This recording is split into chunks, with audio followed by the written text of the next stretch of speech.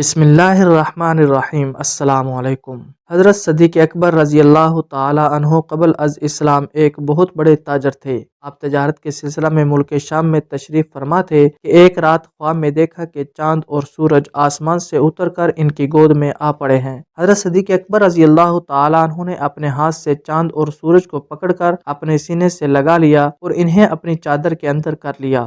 صبح اٹھے تو ایک عیسائی راہب کے پاس پہنچے اور اس سے اس خواب کی تعبیر پوچھی۔ راہب نے پوچھا، آپ کون ہیں؟ آپ نے فرمایا، میں ابو بکر ہوں اور مکہ کا رہنے والا ہوں۔ راہب نے پوچھا، کون سے قبیلہ سے ہو؟ آپ نے فرمایا، بنو ہاشم سے۔ راہب نے پھر پوچھا، ذریعہ معاش کیا ہے؟ آپ نے فرمایا، تجارت۔ راہب نے کہا، تو پھر غور سے سن لو، نبی آخر الزمان حضرت محمد صلی اللہ علیہ وسلم تشریف لے آئے ہیں، وہ بھی اسی قبیلہ بنو ہاشم سے ہیں اور وہ آخری نبی ہیں، اور اگر وہ نہ ہوتے تو اللہ تعالیٰ زمین و آسمان کو پیدا نہ فرماتا اور نہ ہی کسی اور نبی کو پیدا فرماتا۔ وہ اولین و آخرین کے سردار ہیں، اور اے ابو بکر، تم ان کے دین میں شامل ہوگے اور ان کے وزیر اور ان کے بعد ان کے خلیفہ بنو گے۔ یہ ہے تمہارے خواب کی تعبیر، اور یہ بھی سن لو، میں نے اس نبی پاک کی تعریف و نعت تورات و انجیل میں بھی پڑھی ہے، اور میں اس پر ایمان لا چکا ہوں اور مسلمان ہوں، لیکن عیسائیوں کے خوف سے اپنے ایمان کا اظہار نہیں کیا۔ حضرت صدیق اکبر رضی اللہ تعالی عنہ نے جب اپنے خواب کی یہ تعبیر سنی تو عشق رسول صلی اللہ